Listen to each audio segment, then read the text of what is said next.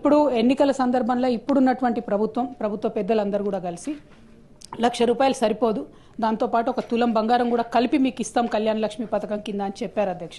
కళ్యాణ మస్తు అని పేరు పెట్టి ఈ పథకాన్ని ఇస్తానని చెప్పి కూడా చెప్పడం జరిగింది అధ్యక్ష.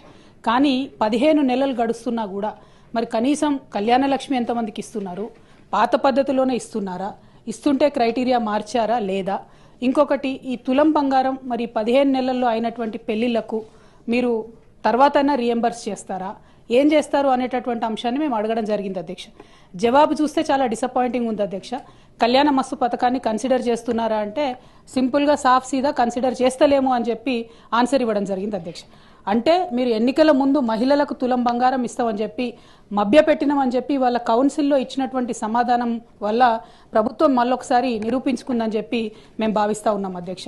మరి ఇట్లాంటప్పుడు మీరు ఇక మిగతా హామీలను మహిళలకు ఇచ్చినటువంటివి అది 2,500 కావచ్చు, ఇంకోటి కావచ్చు, వాటి పట్ల కూడా మరి కనీసం ఏం ఫోకస్ చేస్తలేరా, ఆ విషయాన్ని కూడా ప్రభుత్వం దయచేసి చెప్పవలసిందిగా నేను డిమాండ్ చేస్తున్నా అధ్యక్ష.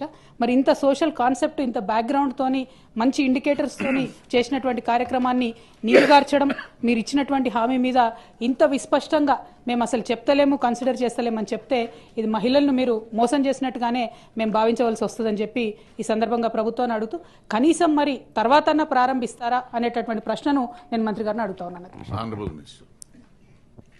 గౌరవ సభ్యురాలు అడిగినటువంటి ప్రశ్నకు ఏ లేదండి, బి ఆ ప్రశ్న ఉత్పన్నం కాదు, సి ఆ ప్రశ్న ఉత్పన్నం కాదండి.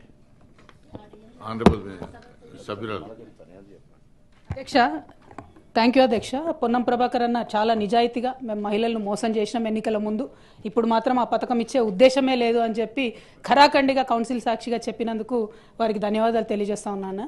కానీ ఈ రాష్ట్రంలో మహిళలు దాదాపుగా 51% పైచిలుకు ఉన్నారన్న.